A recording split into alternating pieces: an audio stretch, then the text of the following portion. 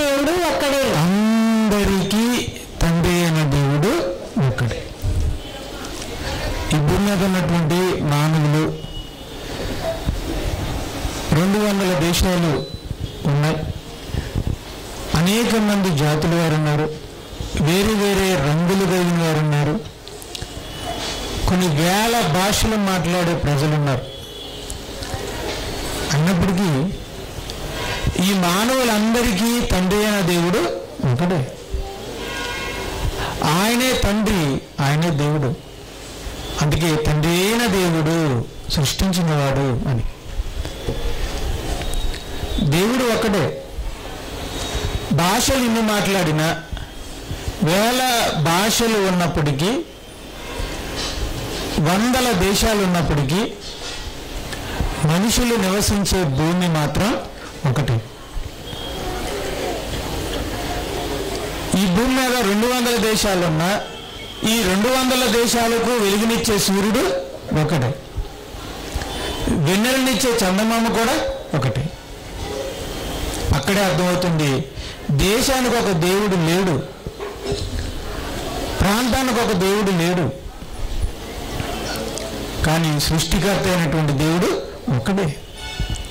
ఒక భూమే ఉంది, ఒక సూర్యుడే ఉన్నాడు, ఒక చందమామే ఉంది. అంటే ఈ మానవులందరికీ దేవుడు ఒక్కడే.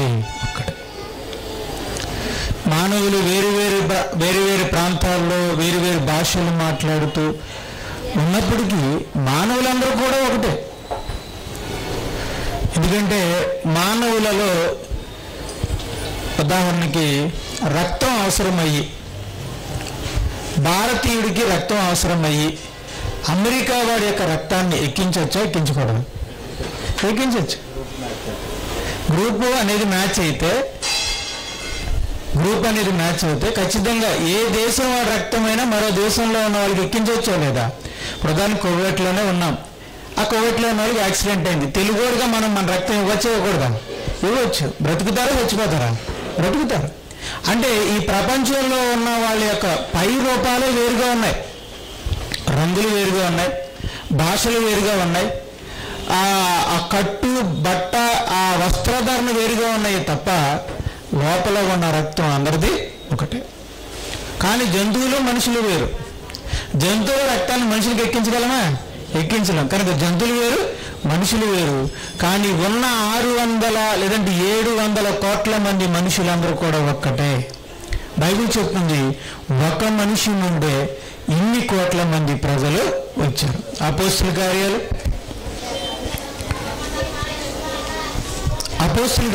17వ అధ్యాయం 30వ వచనం. ఆ అజ్ఞాన కాలములను 26 యావత్ భూమి మీద కాపురముండుటకు ఆయన ఒకరి నుండి ప్రతి జాతి మనుషులను సృష్టించి వారు యావత్తు భూమి మీద కాపురమున్న ప్రతి జాతి మనుషులు ఒక మనిషి నుండే సృష్టించబడ్డారు. ఈరోజు యావత్తు భూమి మీద 200కు పైగా ఉన్న దేశాలలో నివసిస్తున్న మానవులందరికీ మూలం ఒక మనిషి. ఆ మనిషికి మూలం దేవుడు. దేవుడే ఆ మొదటి మనిషిని చేశాడు. ఆ మొదటి మనిషి నుండే ఈరోజు ఇన్ని కోట్ల మంది మనుషులను సృష్టించాడు. మనలను మన తల్లి గర్భమునందు నిర్మించేవాడు ఆయనే. ఏ దేశం వారైనా ఏ భాష వారైనా సరే అందరినీ వారి వారి తల్లి గర్భములో నవమాసాలు నిర్మించి రూపించి ఈ మానవ జన్మను అనుగ్రహిస్తున్నటువంటి దేవుడు ఒక్కడే. ఆయనే పరలోకపు తండ్రి, సృష్టికర్త. ఆయనే భూమిని చేసినవాడు, ఆయనే సూర్యుని చేసినవాడు, ఆయనే చంద్రుని చేసినవాడు, నక్షత్రాన్ని కలిగించినవాడు, ఈ భూమి మీద ఉన్న సకల జీవరాశుల్ని చేసినవాడు, సముద్రంలో ఉన్న సకల సృష్టిని చేసినవాడు, ఈ భూమి మీద ఉన్న సకల జీవరాశులని సృష్టించిన భగవంతుడు, సృష్టికర్త ఒక్కడే.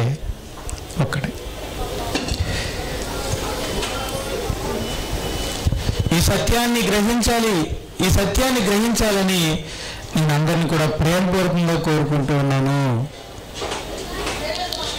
బైబిల్ చెప్తున్న ఈ సత్యాన్ని మనం గమనించగలిగితే, గ్రహించగలిగితే, మనందరికీ మనం అనుకుంటున్నట్టుగా వేరే వేరే దేవుళ్ళు ఏమీ లేరు. మనందరికీ ఒక్కడే దేవుడు, ఒక్కడే సృష్టికర్త. దానికి సాక్ష్యం మనం ఉంటున్న భూమే, దానికి సాక్ష్యం మనం వెలుగునిస్తున్న సూర్యుడే. ఎందుకనంటే ఎన్నో నమ్మకాలు వేరే వేరే ఉన్నా అందరికీ వెలుగునిచ్చే సూర్యుడు ఒక్కడే. మనం అందరం వేరువేరుగా ఉన్నా మనం నివసిస్తున్న భూమి కూడా ఒకటే, భూగోళము ఒకటే, సూర్యగోళము కూడా ఒకటే. అంటే ఒక దేవుడే సృష్టించాడు, ఆయనే సృష్టికర్త. సృష్టికర్త అయిన దేవుడు ఒకడే. ఆ సృష్టికర్త అయినటువంటి దేవుడు ఈ భూమిని ఆకాశాన్ని చేసి, ఈ భూమి ఆకాశంలో ఉండవలసినవన్నీ 6 దినాలలో నిర్మించి, తన రూపంలో, తన స్వరూపంలో మానవుని సృష్టించి, ఆ మానవుని నుండి ప్రతి జాతి మానవులను సృష్టించాడు. ఎందుకోసమో? తన కోసమో, తన చిత్తాన్ని నెరవేర్చడం కోసమో. ఒక మానవుడు తనకున్న మేధస్సును ఉపయోగించుకుని తనలాంటి ఒక ఎలక్ట్రికల్ యంత్రంతో కూడినటువంటి రోబోని తయారు చేస్తున్నాడు, మానవ రూపం లాగిస్తున్నాడు. ఎందుకని? ఒక వ్యక్తి, ఒక శాస్త్రవేత్త తనకున్నటువంటి టెక్నాలజీని, పరిమాణాన్ని మొత్తం ఉపయోగించి తనలాంటి ఒక మనిషి రూపం లాంటి రోబోని తయారు చేస్తున్నాడు. దేనికోసం అడిగితే అది మానవుని కోసం, దాన్ని సృష్టించిన సృష్టికర్త కోసం. దాన్ని సృష్టించిన సృష్టికర్త ఎవరంటే మానవుడు. ఆ శాస్త్రవేత్త ఎలా చెప్తే అలా చేయడం కోసం ఈరోజు రోబోల ద్వారా ఆపరేషన్లు చేస్తున్నారు. ఈరోజు ఆ రోబోల ద్వారా హోటల్లో సర్వేలు చేస్తున్నారు. ఈరోజు రోబోల ద్వారా మరి కార్ల తయారీలోను, ఫ్యాక్టరీల తయారీలోను మరి ఎన్నో పనులు మనుషులు చేయించుకుంటున్నారు. అంటే యజమానులు రోబోలు తయారు చేయించుకొని వాటి చేత తమ పనులన్నీ చేయించుకుంటున్నారు, తమ చిత్తాన్ని నెరవేర్చుకుంటున్నారు, తమ ఆశని తాము చేయాలనుకున్న పని వాడి చేత చేయించుకుంటున్నారు. అలాగే సృష్టికర్త అయిన దేవుడు మనలందరినీ ఎందుకు సృష్టించాడు అంటే తను అనుకున్న విధంగా బ్రతకాలని, తన చిత్తాన్ని నెరవేర్చాలని, తనను మహిమపరచాలని, తన మాట వినాలని, తనను గణపరచాలని దేవుని ఉద్దేశం. అందుకే దేవుడు మొక్కలకి కానీ, జంతువులకు కానీ, పక్షులకు కానీ లేనటువంటి రూపాన్ని మనిషికి ఇచ్చాడు.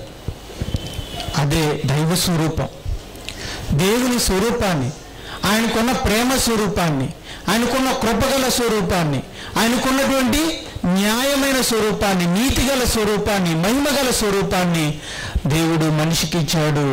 అదంతటికి అంటే దాని ఉద్దేశం ఏంటంటే, దేవుని ఉద్దేశం ఏంటంటే మనుషులు నా వలే జీవించాలి.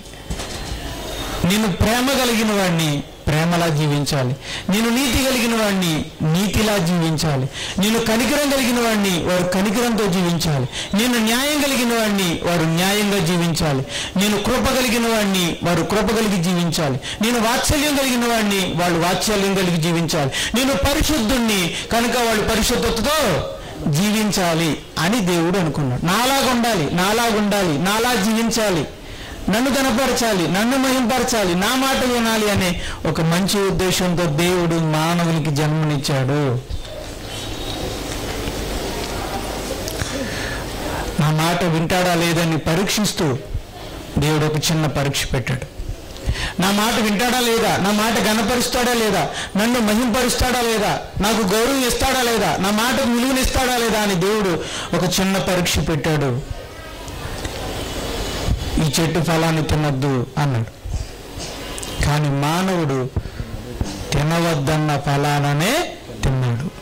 దేవుడు అన్న మాటను మీరాడు, దేవుణ్ణి అవమానపరిచాడు, దేవుణ్ణి చిన్నపుచ్చాడు. నీ మాట కంటే నా స్వలాభమే నాకు ముఖ్యము అన్నట్టుగా మనిషి తన స్వార్థం కొరకు దేవుని మాటనే కాదని ఆయన వద్దన్న పండు తిని ఆయన మాటను అగౌరవపరిచాడు, ఆయనని అవమానపరిచాడు, ఆయన్ని చిన్నబుచ్చినట్టు చేశాడు.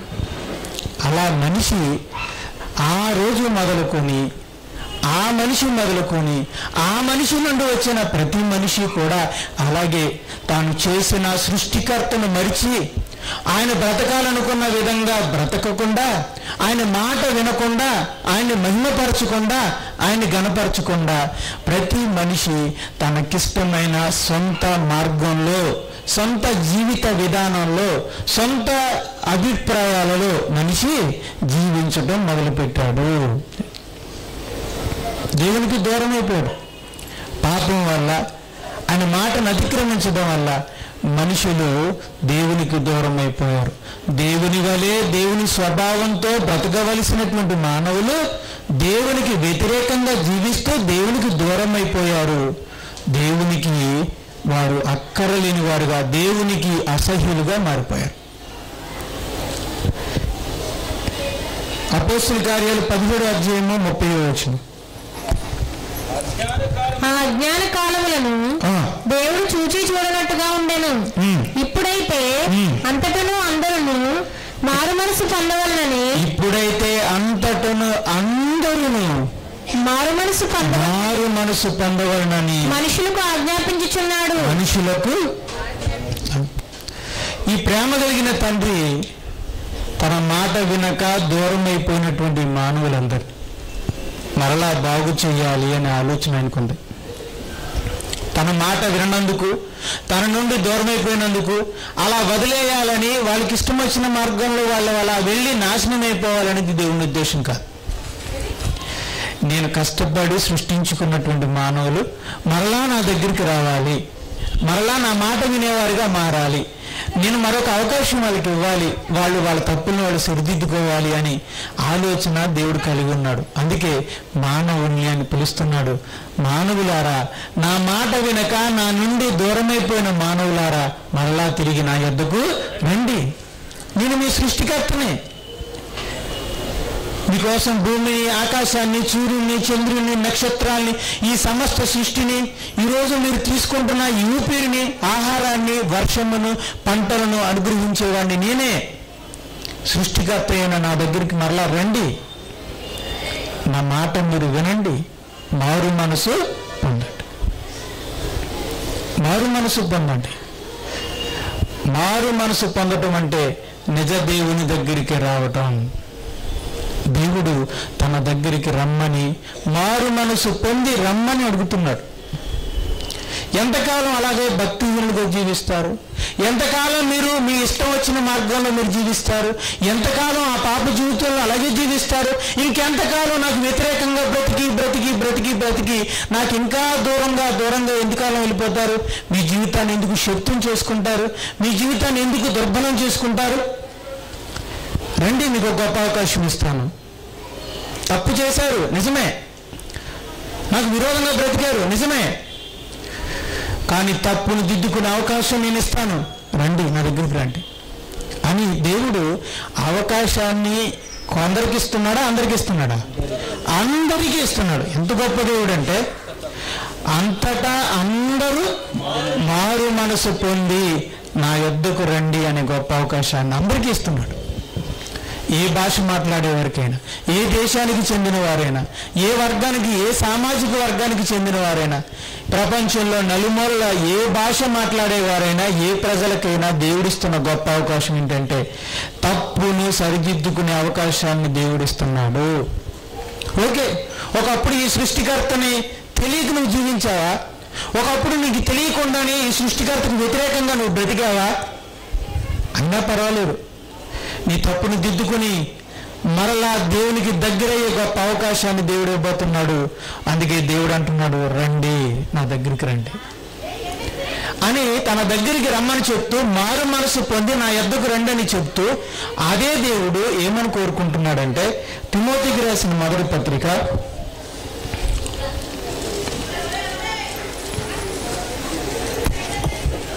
2వ అధ్యాయము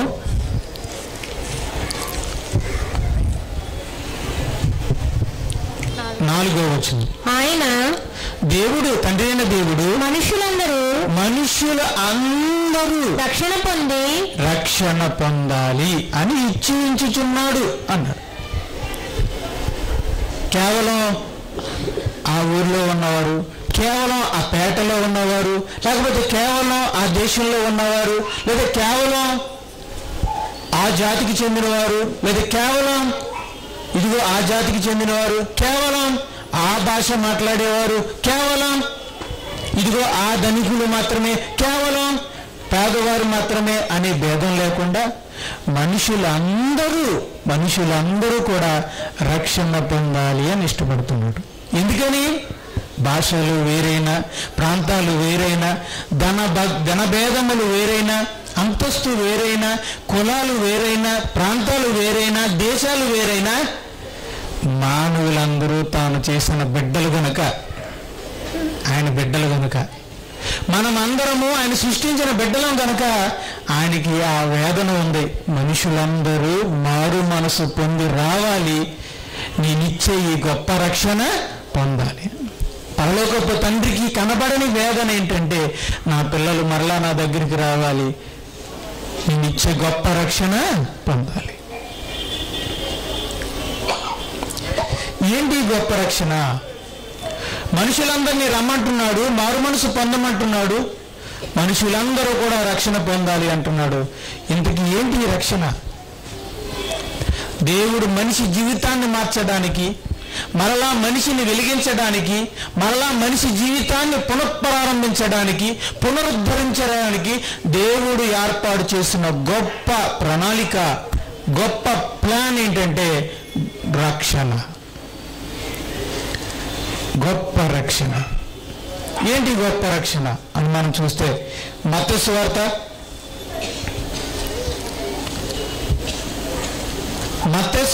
1వ అధ్యాయము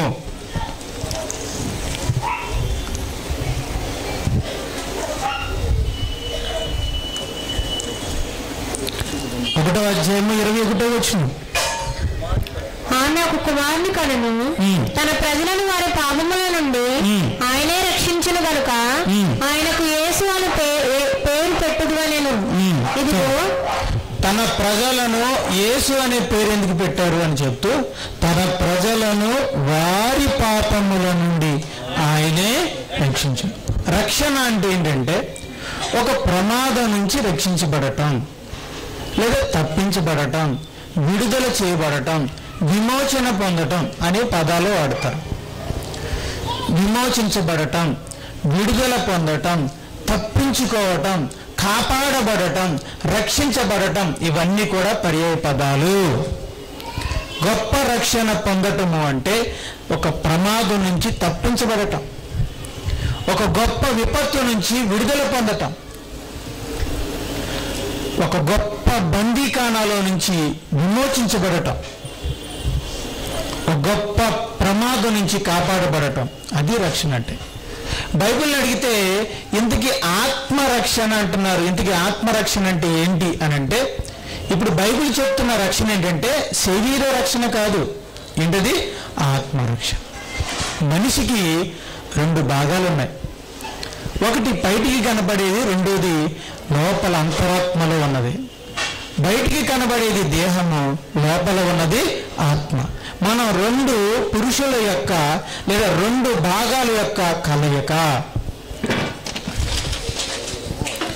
ఒకటి బాహ్య పురుషుడు, రెండోది ఆంతర్య పురుషుడు. ఒకటి దృశ్యమైన రూపం, మరొకటి అదృశ్యమైన రూపం. ఒకటి కంటికి కనబడేది, మరొకటి కంటికి కనబడేది. అదే శరీరము, ఆత్మ. ఈ రక్షణ, దేవుడు ఇచ్చే రక్షణ ఆత్మరక్షణ. మంటల్లో కాలిపోతే తప్పించబడటం, ఏదైనా రోడ్ యాక్సిడెంట్ అయితే కాపాడబడటం, ఇవన్నీ కూడా ఏంటంటే శరీర రక్షణ. కానీ దేవుని వాక్యం చెప్తున్న రక్షణ, దేవుడు మనుషులందరూ పొందుకోవాలనుకుంటున్న రక్షణ ఏంటంటే ఆత్మ రక్షణ. ఆత్మలో రక్షణ పొందాలి. బాహ్యంగా ఉండే ప్రమాదాలు ఏంటి? కార్ యాక్సిడెంటో, అనారోగ్యమో, లేకపోతే ఫైర్ యాక్సిడెంటో, లేదంటే ఏదన్నా ప్రమాదమో కావచ్చు. మరి ఆత్మలో రక్షణ అంటే ఆత్మలో ఉన్న ప్రమాదాలు ఏంటి? దేని నుండి రక్షించబడాలి అని అంటే చూడండి, ఫస్ట్ మాట ఏంటంటే పాపము నుండి రక్షించబడాలి. రక్షణ దేని నుండి రక్షణ? పాపము నుండి రక్షణ. అంటే పాపం దేవునికి, దేవుని మాటకి వ్యతిరేకంగా బ్రతకడం పాపం. దేవుడు చెప్పిన దానికి వ్యతిరేకంగా బ్రతకడం పాపం. దేవుని స్వభావానికి వ్యతిరేకంగా బ్రతకడం పాపం. చెప్పాలంటే ఒక నరహత్య, ఒక వ్యభిచారం, లేకపోతే ఒక దొంగతనం, ఒక అన్యాయం, ఒక పాపం, ఒక అబద్ధం, చెప్పాలనుకుంటే ఆ లిస్టు చాలా ఉంది. ఇవన్నీ కూడా పాపాలే. ఈ పాపాలే మనుషుల ఆత్మకు ప్రమాదాలు. ఎందుకంటే ఈ పాపమే మనిషిని దేవునికి దూరం చేస్తుంది. ఈ పాపమే మనసాక్షిని చంపేస్తుంది. ఈ పాపమే మనిషిలో ఉన్న వెలుగుని చంపేస్తుంది. ఈ పాపమే మనిషిని నీరు కారుస్తుంది, నిరాశలోనూ నిస్పృహలోనూ దాస్తుంది, మనిషిలో ఉన్న జీవాన్ని హరింపచేస్తుంది. ఈరోజు మనిషి ఎంత సుఖం అనుభవిస్తున్నా ఆత్మలో మనశ్శాంతి లేకపోవడానికి గల కారణం పాపమే. ఎంత లగ్జరీగా బ్రతికినా, ఎంత సుఖం అనుభవించినా హృదయంలో సమాధానం లేకపోవడానికి గల కారణం ఏంటో తెలుసా? పాపం అనేది ఏలుతుంది హృదయంలో. ఒక మనిషి హృదయంలో పాపము నిండి ఉన్నంత కాలము ఆ మనిషి సుఖంగా బ్రతకగలడేమో కానీ మనశ్శాంతిగా జీవించలేడు. సౌకర్యాలతో జీవించగలడేమో కానీ భయం నుండి విడుదల పొందలేడు. మరణ భయంతో, ఆందోళనతో, దిగులుతో, నేను ఈ లోకంలో ఏంటో అని ఒక దిగులుతో, ఒక నిస్పృహతో మనిషి జీవిస్తాడు. కారణం లోపల ఉన్న పాపం. తాను చేసినటువంటి పాపాలన్నీ కూడా మనిషిని అలా దిగాలు పడేలాగా, మనశ్శాంతి లేకుండా, సమాధానం లేకుండా చేస్తాయి. ఎందుకంటే పాపం అనేది మనిషిని దేవుని నుండి దూరం చేస్తుంది. ఈ దేవుని నుండి దూరం అవడం వలన, సృష్టికర్త నుండి మనం దూరం అవడం వలన మనకు మనశ్శాంతిగా ఉండదు. మీకు అర్థమేలా చెప్పాలంటే, ఒక చిన్న పిల్లని, 3-4 సంవత్సరాల పిల్లని వాళ్ళ మమ్మీకి మీరు దూరంగా తీసుకెళ్ళండి, ఏమవుతుంది? అది ఉంటుందా? ఆ పాప ఉంటుంది కాసేపు, సరే ఇంకా కొంచెం దూరం తీసుకెళ్ళండి, ఇంకా ఏడుస్తుంది, మాకు నన్ను మమ్మీ కావాలి అంటది. మమ్మీ దగ్గరికి వెళ్తాను అంటది. లేదు లేదని చెప్పి ఇంకా కాస్త దూరం తీసుకెళ్ళండి. మమ్మీ నుంచి మీరు దూరం తీసుకెళ్ళే కొలది ఆ పాప ఏడుస్తుందా లేకపోతే నవ్వుతుందండి? ఇంకా ఏడుస్తుంది, ఇంకా ఏడుస్తుంది. అంటే వాళ్ళ మమ్మీకి వాళ్ళ డాడీకి దూరం అయ్యే కొలది పాపలో ఉండే వేదన కూడా పెరిగిపోద్ది. అలాగే మనిషి పాపము చేస్తూ, ఇంకా పాపం చేస్తూ దేవునికి దూరం అయ్యే కొలది మనిషి మనశ్శాంతిగా బ్రతకలేడు. ఏదో ఆందోళన, ఏదో లోటు, ఏదో జీవితంలో కోల్పోయినట్టు మనిషి జీవితం అనిపిస్తుంది అనమాట. దీని అంతటికి కారణం ఏంటంటే పాపము చేయడం వలన, మనిషి దేవునికి దూరం అయిపోవడం వలన ఈ అశాంతి అనేది నెలకొంది. ఇప్పుడు అదే పాపనే మీరు వదిలేశారనుకోండి, అప్పుడు ఏం చేస్తుంది? అక్కడి నుంచి పరిగెత్తుకుంటా మమ్మీ దగ్గరికి వస్తుంది. మమ్మీ దగ్గరికి రాగానే కౌగిలించుకోగానే అప్పుడేమవుతుంది? అప్పుడు దాకా ఏడ్చిన ఆ పాప ఏం చేస్తుందండి? అది అసలు మనం రక్షణ పొంది, పాపం నుంచి విడుదల పొంది దేవుని దగ్గరికి రాగానే, ఒక పాపి రక్షణ పొందగానే ఎందుకు నవ్వు వస్తుందో తెలుసా? ఎందుకు హృదయంలో ఆనందం వస్తుందో తెలుసా? 1,00,00,000 రూపాయలు ఇచ్చినా కూడా రాని ఆ గొప్ప ఆనందం దేనివల్ల వస్తుందో తెలుసా? దాన్ని రక్షణానందం అంటారు. అది ఎందువల్ల వస్తుందో తెలుసా? పాపం వల్ల దేవునికి బాగా దూరం అయిపోయిన ఒక వ్యక్తి ఈ గొప్ప రక్షణ ద్వారా పాపం నుంచి విడుదల పొంది మరలా తన సృష్టికర్తకు, తను సృష్టించిన కన్నతండ్రి దగ్గరికి మరలా తిరిగి వచ్చాడు గనక, అమ్మయ్యా నా డాడీ దగ్గరికి నేను వచ్చాను, నా పరలోకపు తండ్రి దగ్గరికి నేను రాగలిగాను అన్న సంతోషం, సమాధానం అది ఎంతో గొప్పదండి. ఎంత ధనం ఇచ్చినా అది రాదండి. ఒకవేళ మనం ఎంత ధనం ఇచ్చినా దాన్ని ఎవరు పోగొట్టుకోవడానికి ఇష్టపడరండి. ఎందుకంటే ఆ ఆనందం చెప్పలేనిది. కనుక పాపం నుంచి విడుదల పొంది మరలా దేవునితో కలవటమే రక్షణ. చూద్దాం మత్తయి సువార్త 23వ అధ్యాయం. మత్తయి సువార్త 23వ అధ్యాయము 33వ వచనం. సర్పములారా, సర్ప సంతానమా, నరక శిక్షను మీరు ఎలాగ తప్పించుకుందరు? నరక శిక్షను ఎలాగో తప్పించుకుందరు అంటే నరక శిక్షను తప్పించుకోవడమే రక్షణ. మనల్ని నరక శిక్ష నుంచి తప్పించేదే రక్షణ. అంటే పాపం అనేది దేవుని నుండి మనల్ని దూరం చేయడమే కాదు, అది మన ఆత్మని దేవునికి దూరం చేయడమే కాదు, మన ఆత్మని ఆరని అగ్నిలోనికి తీసుకువెళుతుంది. నరక శిక్ష, ఆత్మకు చావుండదు, నరకములో ఉండే అగ్నికి అంతముండదు. ఆ అగ్ని ఆరదు, అందులో ఉన్న మన ఆత్మ చావదు. అలాంటి ఆరని అంతులేని భయంకరమైన శిక్షకు అది నరక శిక్ష. ఈ నరక శిక్ష దేనికి బహుమానమో తెలుసా? మనం దేవునికి వ్యతిరేకంగా చేసిన పాప జీవితానికి బహుమానం. మనం చేసిన పాప జీవితానికి ఫలితం నరక శిక్ష. కనుక గొప్ప రక్షణ ఏం చేస్తుందంటే మన ఆత్మని పాపం నుండి రక్షిస్తుంది, పాపానికి ఫలితమైన నరక శిక్ష నుంచి కూడా తప్పిస్తుంది. దేవుడు అనుగ్రహించే రక్షణ ఎంత గొప్పదంటే మనుషుల ఆత్మలందరినీ వారి పాపం నుండి రక్షిస్తుంది, పాప జీవితాల నుంచి విడుదల కలిగిస్తుంది.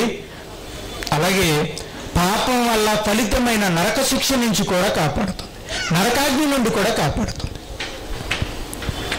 రాబోయే నరకాగ్ని నుండి, ప్రస్తుతం ఉన్న పాప జీవితం నుండి కాపాడే ప్రణాళికే దేవుని గొప్ప రక్షణ.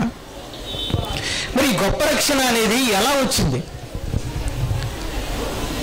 ఇది దేవుడు ఏదో అనుకుంటే వచ్చేసింది కాదండి.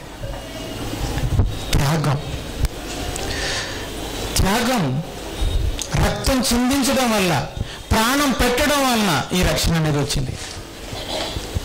దేవుడు దీని కొరకు ఒక మనిషిని, ఒక వ్యక్తిని సిద్ధపరిచాడు. దేవుడు పరలోకములో తనతో పాటు సమాన స్థితిలో ఉన్న యేసుక్రీస్తుని ఆయన దేవుడు సిద్ధపరిచాడు.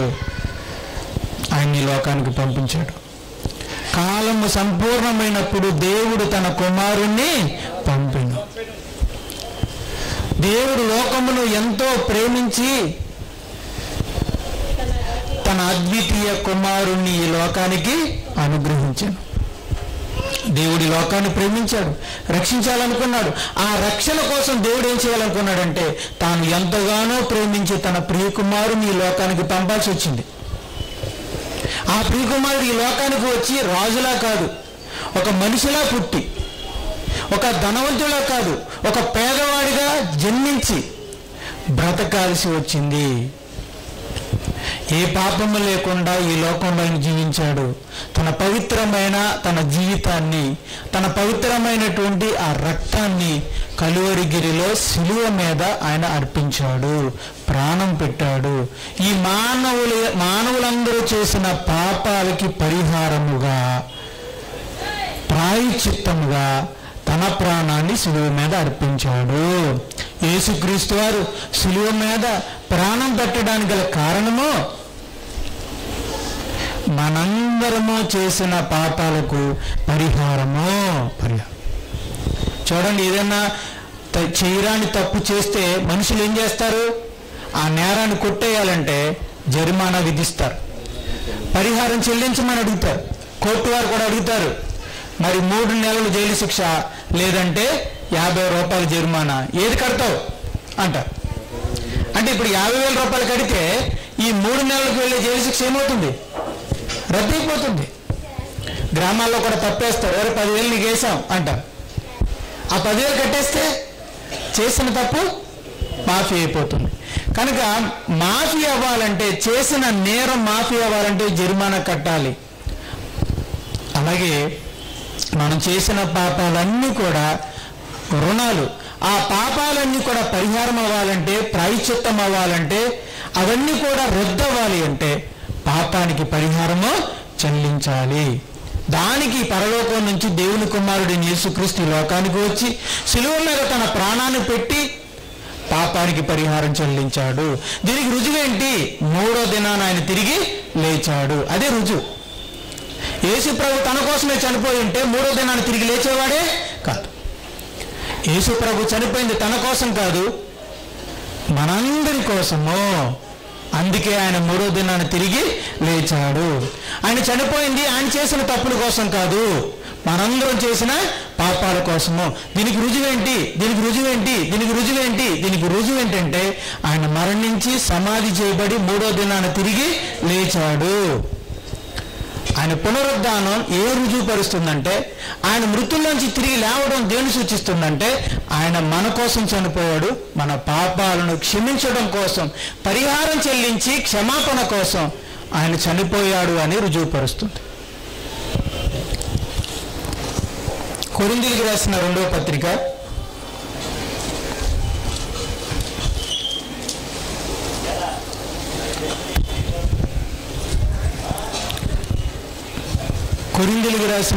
పత్రిక 5వ అధ్యాయము 15వ వచనము.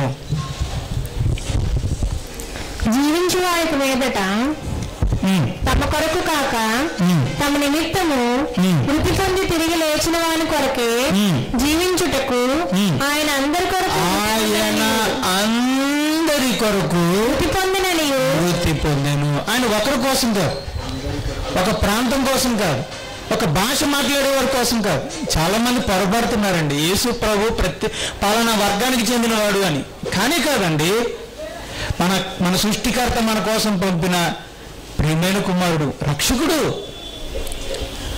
ఆయన పెట్టిన ప్రాణం ఒక వర్గం కోసం కాదు, ఒక దేశం కోసం కాదు, ఒక భాష మాట్లాడేవారి కోసం కాదు, ప్రపంచంలో ఉన్న మానవులందరి కోసం పెట్టాడు.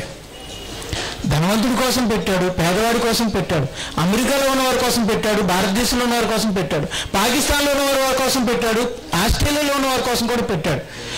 ఈ 700 కోట్ల మంది ఈ తరంలో ఉన్న వారి కోసం పెట్టాడు, భవిష్యత్తులో రాబోయే వారి కోసం పెట్టాడు, ముందునున్న 2000 సంవత్సరాల కిందట ఉన్న వారందరి కొరకు, ప్రపంచ మానవులందరి కొరకు ఆయన పరిహారముగా వచ్చినవాడు, ప్రాయశ్చిత్తంగా ఈ లోకానికి వచ్చినవాడు, బలి పశువుగా వచ్చినవాడు, ప్రాణం పెట్టినవాడు. కాబట్టి యేసుక్రీస్తు వారు ఒక వర్గానికి ఒక ప్రాంతానికి చెందినవాడైతే కాదు, ఆయన అందరి వాడు, అందరి కోసం వచ్చినవాడు, ప్రాణం పెట్టినవాడు. కనుక యేసుక్రీస్తు వారు పరలోకం నుంచి ఈ లోకానికి వచ్చి తన ప్రాణాన్ని సులువు మీద అర్పించి మృతుల్లోంచి తిరిగి లేవటం వలన ఈ రక్షణ అనేది వచ్చింది. అంటే రక్షణ అనేది అనుకుంటే వచ్చింది కాదు, ఊహించుకుంటూ వచ్చింది కాదు, లేకపోతే సుఖపడుతూ వచ్చింది కాదు, సంతోషపడుతూ వచ్చింది కాదు. త్యాగంతో వచ్చింది, కష్టంతో వచ్చింది, శ్రమతో వచ్చింది, పిడిగుద్దులు తింటే వచ్చింది, ఉమ్ము వేయించుకుంటే వచ్చింది, శిలలతో కొడితే వచ్చింది, ముళ్ళ కిరీటం ధరిస్తే వచ్చింది, అవమానాలు పొందితే వచ్చింది, శిలువ మీద ప్రాణం పెడితే వచ్చింది. యేసు నిలువెల్లా పరలోకం నుంచి వచ్చినది మొదలుకొని శిలువ మీద మరణించినంత వరకు నలిగి నలిగి నలిగిపోతేనే ఈ రక్షణ అనేది మనకి వచ్చింది. అంత గొప్ప రక్షణని దేవుడు మనల్ని పొందమంటున్నాడు. అంత గొప్ప రక్షణని ఆయన మానవాళికి తన కుమారుని ద్వారా అంత కష్టపడి, యేసు ప్రభుని అంత కష్టపెట్టి ఈ రక్షణ తయారు చేసి ఇప్పుడు దేవుడు ఏమంటున్నాడంటే, మనుషులారా నా యొద్దకు రండి, భూజనులారా నా యొద్దకు రండి, నా వైపు తిరిగి రక్షణ పొందండి, రండి నేను ఇస్తాను. ప్రభువా ఇంత కష్టపడి మరి తయారు చేసావు కదా, ఈ రక్షణకి ఎంత ఇమ్మంటావు ఏంటి? ఏం వద్దు నాయనా, పల్లపు తండ్రి అంటున్న మాట, ఇది ఉచితంగానే మీకు ఇస్తాను. ఈ రక్షణ పొందడానికి మీరేం ఖరీదు చేయవసరం లేదు, ఎక్కడి నుంచి ఎక్కడికి వెళ్ళాల్సిన అవసరం లేదు, దేనికి మీరు ప్రయాసపడవసరం లేదు. నా యొద్దకు వచ్చి నా వైపుకు తిరిగి మీరు రక్షణ పొందితే చాలు. ఈ రక్షణ మీకు ఉచితం. మరి ఈ రక్షణ దేవుని యొద్దకు వచ్చి ఈ రక్షణ పొందాలంటే ఏం చేయాలి? దేవుడు చెప్పాడు కదా, నా యొద్దకు వచ్చి రక్షణ పొందండి. ఎలా పొందాలి? దేవుని దగ్గరకు వచ్చి. మొట్టమొదటిగా ఇక్కడ రక్షణ పొందాలంటే చేయవలసిన మొదటి పని ఏంటంటే, మనిషి ఈ ప్రపంచంలో ఉన్న ఏ మనిషి అయినా మొదట నిజ దేవుడి దగ్గరికి రావాలి, తమ సృష్టికర్త దగ్గరికి రావాలి, తమ పరలోకపు తండ్రి దగ్గరికి రావాలి. వచ్చి, పరలోక తండ్రి, నీ కుమారుడైన యేసుక్రీస్తు వారిని నేను నమ్ముతున్నాను, నన్ను రక్షించడం కొరకు ప్రాణం పెట్టి మృతుల నుంచి తిరిగి లేచిన నీ కుమారుడైన యేసుక్రీస్తుని నేను నమ్ముతున్నానయ్యా అని చెప్పాలి. 2, పరలోక తండ్రి, నేను నీకు విరోధంగా పాపం చేశాను, నేను పాపినయ్యా, నా పాపాన్ని దయతో క్షమించు, నాకు మరొక అవకాశాన్ని, మరొక జీవితాన్ని నాకు దయచెయ్యి. ఇది 2. 3, ప్రభా ఇప్పటి వరకు నాకు ఇష్టమైనట్టుగా నా త్రోవలో నేను బ్రతికాను, సృష్టికర్తగా నిన్ను మరిచిపోయాను. కానీ ఇక మీదటి నుంచి సృష్టికర్తగా నిన్ను నేను గమనించి, లేదా సృష్టికర్తగా మిమ్మల్ని గౌరవించి, ఇదిగో మీ ఇష్ట ప్రకారంగా నేను జీవిస్తాను, నన్ను మీరు నమ్మండి అని చెప్పాలి. తర్వాత మీరు వెళ్ళి బాప్తిస్మము తీసుకోవాలి. యేసుక్రీస్తు వారి శిలువ మీద మరణించి తిరిగి లేచారని విశ్వసించాలి.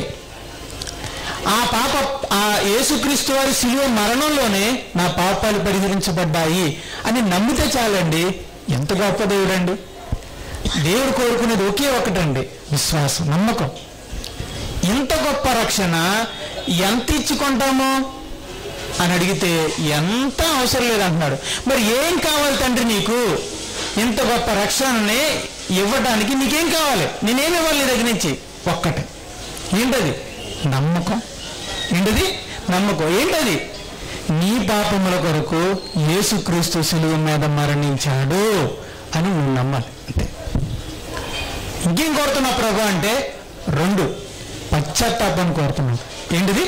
పశ్చాత్తాపం అంటే ఇప్పుడు వరకు నేను బ్రతికిన బ్రతుకు అది తప్పు అని మనం చేసిన పాపాల విషయమే పశ్చాత్తాపడాలని దేవుడు కోరుకుంటున్నాడు. 1 నమ్మకం, 1 విశ్వాసం, 2ది పశ్చాత్తాపం. ఈ 2 ఉంటే చాలు, నేను ఫ్రీగా ఇచ్చేస్తా. కొంతమందికి విశ్వాసం ఉంటుంది, పశ్చాత్తాపము ఉంది. కొంతమంది నమ్ముతారు, యేసు ప్రభు నా పాపల కొరకు శిలువలో మరణించాడని నమ్ముతారు, కానీ తమ పాపముల విషయమే పశ్చాత్తాపడరు. అందుకే చాలా మంది రక్షణ పొందుకోలేకపోతున్నారు.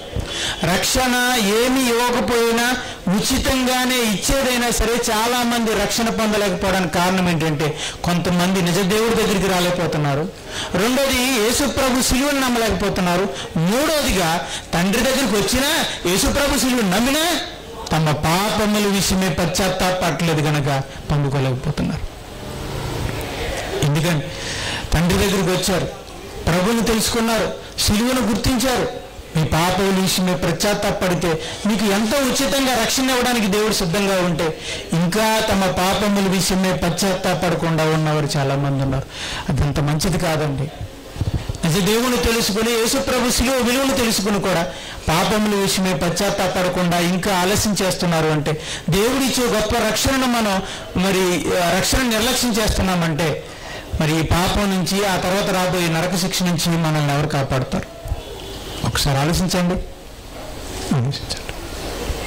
కాబట్టి ఇక్కడ పెద్దపల్లి వారి వీధిలో ఉన్నటువంటి దేవుని పిల్లలైన వారందరికీ, ఈ భూమి మీద ఉన్న సకల మానవులకి దేవుడు చెప్తున్నట్టుగా, ఇదిగో మనందరికీ దేవుడు ఒక్కడే, ఆ దేవుని దగ్గరికి రండి. ఇదిగో మనందరికీ రక్షకుడు ఒక్కడే, మన కొరకు శిలువ మీద ప్రాణం పెట్టి మృతుల నుంచి తిరిగి లేచిన వాడు ఒక్కడే, ఆయన యేసుక్రీస్తు. ఆయన నమ్మండి. ఇదిగో మీరు చేసిన గతకాల పాపముల విషయమే మారు మనసు పొందండి, దేవుడు మీకు అద్భుతమైన రక్షణ ఇస్తాడు. ఆ రక్షణ ఎంత గొప్పదంటే మీరు మొదటి నుండి చేసిన, ఇప్పటి వరకు చేసిన పాపములన్నిటి నుంచి మిమ్మల్ని కడిగి పవిత్రపరుస్తుంది, మిమ్మల్ని పరిశుద్ధులుగా చేస్తుంది. దేవునికి ఎంతో దూరం అయిపోయిన మిమ్మల్ని మరలా దేవుని దగ్గరికి తీసుకొస్తుంది. కన్న తల్లికి దూరమైన బిడ్డని మరలా కన్న తల్లి దగ్గరికి తీసుకొస్తే ఎంత ఆనందం. అప్పుడప్పుడు ఆ రైల్వే స్టేషన్లో కానీ లేకపోతే కొంతమంది పిల్లలు ఎత్తుకెళ్ళిపోతారండి, తప్పిపోతూ ఉంటారు, కొంతమందిని ఎత్తుకెళ్ళిపోతూ ఉంటారు. తర్వాత పోలీస్ స్టేషన్లో కేసేస్తారు, ఫిర్యాదు చేస్తారు. అప్పుడు పోలీసులు సీసీటీవీ కెమెరాలని పరిశీలించి ఎవరు తీసుకెళ్ళిపోయారో గుర్తించి వారు ఎక్కడున్నా సరే పట్టుకుని ఆ బిడ్డను తీసుకొచ్చి ఇంటికి అప్పగించగానే అబ్బా ఆ బిడ్డను కౌలించుకుని ఆ తల్లి ఏడుస్తుందండి, ఆనందంతో ఏడుస్తుంది. అలాగే మనం ఆ బిడ్డ కూడా ఆనందంతో ఏడ్చేస్తాడు, తట్టుకోలేక వాడు ఏడ్చేస్తూ ఉంటాడు. ఆ ఏడుపు ఆనందంతో వచ్చిన ఏడుపు, అది ఎంత పట్టలేనంత సంతోషం. తల్లి బిడ్డలు ఇద్దరు, దూరమైన ఇద్దరు తల్లి బిడ్డలు ఇద్దరు మరలా దగ్గర అవుతే ఎంత ఆనందంగా ఉంటుందో అలాగే అంత ఆనందం ఉంటుంది రక్షణ పొందటం వల్ల. ఒక వ్యక్తి మరలా రక్షణ పొంది దేవుడి దగ్గరికి రావడం వల్ల అంత ఆనందాన్ని అనుభవిస్తాడు. కాబట్టి రండి, ఆ గొప్ప రక్షణ పొందండి, పాపం నుంచి విడుదల పొందండి, దేవుని నిజ దేవుడి దగ్గరికి చేర్చబడండి. ఆ గొప్ప సమాధానాన్ని, సంతోషాన్ని మీ జీవితంలో మీరు చూస్తారు. ఇదే యేసుక్రీస్తు వారి యొక్క రక్షణ సువార్త. మరి దేవుడిస్తున్న గొప్ప అవకాశం, దేవుడిస్తున్నటువంటి గొప్ప సదావకాశం. ఈ అవకాశం బ్రతుకున్నంత కాలమేనండి. మరణించామంటే ఈ అవకాశం మనల్ని దాటిపోతుంది. అందుకే బైబిల్ ఏం చెప్తుందంటే, సమయం ఉండగానే ఈ దినమే రక్షణ దినము, సమయం ఉండగానే మేలుకొనుము, రక్షణ పొందుము అని బైబిల్ చెప్తుంది. ఒక్కసారి మరణించిన తర్వాత పరిస్థితులు మన చేయి దాటిపోతాయి. ఇక ఆ గొప్ప రక్షణ పొందుకునే అవకాశం మనకి ఉండదు.